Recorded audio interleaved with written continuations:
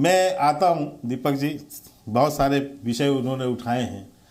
मैं एक और बात आपको कह दूं, आप राजीव गांधी जी, स्वर्गीय राजीव गांधी जी और माननीय प्रधानमंत्री नरेंद्र मोदी जी की तुलना कर रहे थे।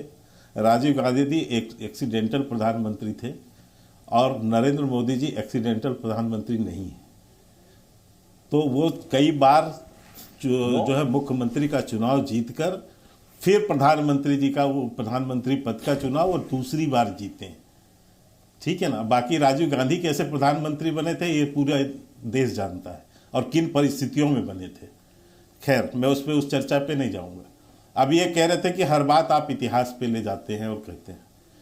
एक बात मैं इनको जरूर जानकारी के लिए बता दूं कि इतिहास का काला अध्याय वर्तमान में यक्ष प्रश्न बनकर उभरता है और वो एक बार नहीं, हमेशा हमेशा उभरता है।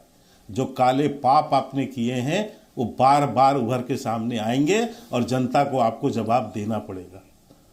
और ये भी याद रखिए, आज भी जब इमरजेंसी की मानसिकता के साथ मीडिया से व्यवहार मत कीजिए। 16-17 पत्रकारों को हम निलंबित वो कर देंगे, बाइकाट कर देंगे, मीडिया को ये करना चाहिए, मीडिया को वो करना चाहिए। आप अपने उसके गिरेबान में झांक कर देखिए कि आपको क्या करना चाहिए। मीडिया अपना काम कर रहा है, सत्ता अपना काम कर रहा है, विपक्ष अपना कर रहा है, सब अपना काम कर रहे हैं। लेकिन दूसरों पर जो है ना, दूसरों को आप ट्रेनिंग मत सिखाइए। जनता आपको ट्रेनिंग दे देगी, उसको समझिए, उस सबक को समझिए। अभी इन्होंने काला धन की बात की। काला धन कहाँ मिल रहा है? बॉन्ड की बात कर रहे थे। 351 करोड़ रुपए इसी कांग्रेस पार्टी के सांसद के घर से अलमारियों से निकल रहा है। मशीनें फेल हो जा रही हैं गिनते गिनते। दीपक जी, ये काला धन कहां से निकल रहा है? कहां का बॉन्ड है ये किसका बॉन्ड है? ये जो चुनावी खर्चे थे इनके, ये सब जो निकल के बाहर आ गए। पश्चिम बंगाल से गुलाबी नोट की गड्डियां जो है कितने जो है बंगलों फ्लैटों से निकली, ये देश ने नहीं देखा है। तो आज उसके लिए एक जवाब नहीं है कांग्रेस के पास। ये वो कांग्रेस का 2-2 बार का सांसद, कांग्रेस पार्टी का सदस्य जिसके घर से इतने काले धन इकट्ठे हुए, उसका कोई, यानी जो बाहर निकल के आए, उसका कोई जवाब नहीं। राहुल गांधी की बोलती बंद है, सोनिया गांधी की बोलती बंद है, खड़गे साहब की बोलती बंद है। क्यों? अब मैं आता हूं। अभी ये कह रहे थे कि साहब यदि सदन चलता तो चर्चा होती। शायद आप सदन की गतिविधि कभी देखते भी नहीं होंगे।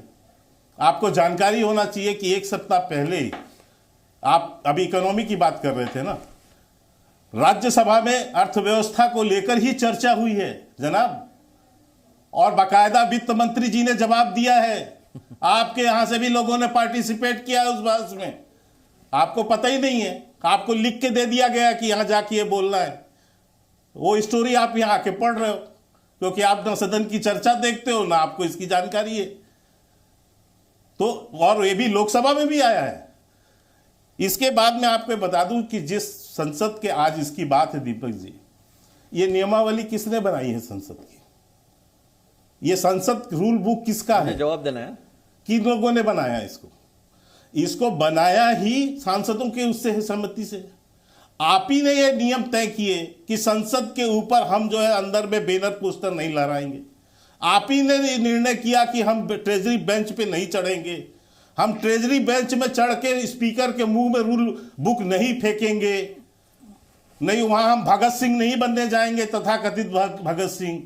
आप ही ने कहा कि हम जो है पोडियम पे नहीं चढ़ेंगे, आप ही ने कहा कि हम बेल पे नहीं जाएंगे, नहीं तो ये सब वहां के नियमों के विरुद्ध होगा। और ये अधिकार किसको दिया आपने? स्पीकर को दिया।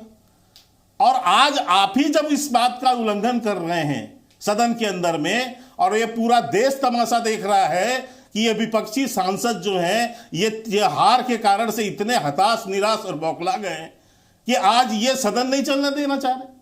आज सदन से ये कह रहे चर्चा से हम भाग रहे हैं। अरे चर्चा से आप भाग रहे हो। हम तो आपसे कह रहे हैं वो सारे विषय में ये अंतिम, ये जो 17वें जो सत्र है, 17वां जो लोकसभा है उसका ये अंतिम सत्र लगभग है। इसके बाद तो फिर बजट का आ जाएगा। इसी पे तो आपको चर्चा करना है, आप आइए ना।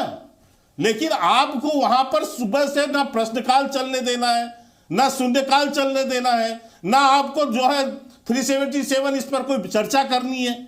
आप सुबह से लेके नारा बेल पे हाथ उठा उठा के चिल्ला रहे, समझ ही नहीं आता कि क्या चाहते हैं। ठीक है। स्पीकर बयान दे रहे हैं, उपराष्ट्रपति वहां जो है सभापति महोदय वो बयान दे रहे हैं, आपको सुनना ही नहीं है किसी से। आपको केवल हो हल्ला करके किसी तरह सत्र को वॉश आउट करना है, ताकि, और ये काम आप पहली बार नहीं कर रहे हो, आप ये लगातार पूरा आप इसका पिछला वो देख लीजिए 3-4 साल का जितना भी सत्र चला है दीपक जी, यदि सारे के डिटेल निकालिए, सदन के पहले दिन विदेश में एक न्यूज छप गया, उसकी कटिंग लेके पूरा सदन वॉश आउट कर दिया, चिल्ला चिल्ला के, कोई मतलब नहीं। किसी एक कोई समाचार छप गया कहीं पर, उसको लेके चिल्लाहट मचा दिया, पूरा सदन जो है चलने नहीं दिया।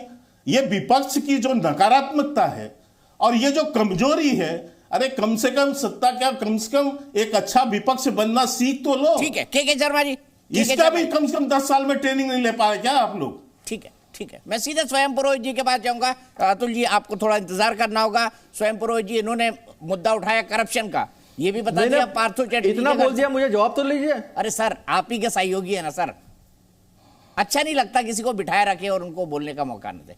क्या जी दीपक जी, जी दीपक जी, स्वयं पुरोहित जी बताइए। दीपक जी देखिए, करप्शन का मुद्दा लपेट दिया है पार्थो देखिए, चैटर्जी करप्शन वाले का मामले में। नहीं, करप्शन का जो मुद्दा है देश के अंदर में, आप करप्शन करिए, करप्शन का जो ये राष्ट्रवाद हो चाहे भ्रष्टाचार हो, ये जो बात है ये इनके मुंह से उपहास लगता है। देखिए, आपका जो ये कार्यक्रम है, कसम संविधान की रक्षा करने के लिए लोकतंत्र में जो चुने हुए सांसद गए हैं, उन्होंने क्या मांग की है आपको इस विषय में जाना है। ये टीवी चैनल में बैठ के भ्रष्टाचार पर भारतीय जनता पार्टी के प्रवक्ता जो बयान देते हैं, ये हास्यास्पद लगता है। जिनकी पार्टी के अजित पवार जैसे नेता, शुभेंदु अधिकारी नेता, जिनकी पार्टी के अध्यक्ष रहे हैं, जो टीवी में रुपए लेते हुए पकड़े जाते हैं, ऐसे नेता की पार्टी है ये। तो भारतीय जनता, जिस समय नोटबंदी हुई, कौन सा साथ था जिसकी बैंक से रुपये बदली हुए? आज तक उसके ऊपर में कभी सीबीआई, ईडी, आईटी की रेड हुई? नहीं हुई। ये जो एक तरफा भ्रष्टाचार, एक तरफा राष्ट्रवाद, एक तरफा धर्म, ये सब जो देश को बेवकूफ बनाने की बात है। मुद्दा क्या है? प्रतीक सिन्हा जो इसके अंदर में जिसने आने जाने दिया लोगों को, उसको अभी तक गिरफ्तार नहीं किया गया। गृह मंत्री देखिए, 2001 में जिस समय में संसद पे हमला होता है, उस समय गृह मंत्री का भी बयान आता है। उस समय में बाकायदा संसद में टीवी चैनल, जब संसद चल रही है, आप टीवी रिपोर्टर के सामने क्यों बोलेंगे? अगर मैं मेंबर ऑफ पार्लियामेंट हूं तो मुझे समय दिया गया है, एक एक दिन की करोड़ों रुपए खर्च होते हैं। प्रधानमंत्री जी घूम रहे कहीं और, गृह मंत्री जी घूम रहे कहीं और, संसद भवन में जाकर के उनको अपनी बात को, देखिए, संसद की रक्षा करने का दायित्व गृह मंत्रालय का भी है। गृह मंत्री को जवाब देना पड़ेगा। आज नहीं देंगे तो देश की जनता उनसे जवाब मांगेगी। 2024 में ये जो अहंकार है इनका, ये जो अहंकार है, इस अहंकार का जवाब देश की जनता देगी इनको। ठीक है, धीरेन्द्र कुमार जी, आपका जवाब ये कह रहे हैं कि इस अहंकार का जवाब जनता देगी। गठबंधन हुआ है, उससे डर चुके हैं। 3 राज्यों में जनता जवाब दे चुकी है। मैं आना चाहता हूं कि देखिए दीपक जी, ये संसद के निलंबन की आवाज जो ये उठा रहे हैं सब लोग मिलके, देखिए, जब विपक्ष के लोग चर्चा करना चाहते हैं, आप ही के मैं पैनल पे ही आके कह रहा हूं कि अगर ये चर्चा करते साहू जी के गरीबी की, ये चर्चा करते शांति प्रिय जो राज्य है टीएमसी की, उसकी चर्चा करते, बिहार की चर्चा करते। आपका काम है, सरकार में आप है। अरे भाई सुनिए तो सही, मैं आपके बीच में तो नहीं बोला ना पुरोहित जी। संसद नहीं चलती है। अरे जोकरों की तरह संसद नहीं चलती है ना। अरे आप टीवी चैनल में तो सही, अगर आप इन लोगों के चर्चा और भ्रष्टाचार की चर्चा हम करते हैं और दीपक जी आप अगर आवाज किसी की डाउन कर दें, तो ये डिबेट का डिकोरम मेंटेन करना हुआ या इन पर कोई कार्रवाई कर रहे हैं अपने योजना से। जी न्यूज़।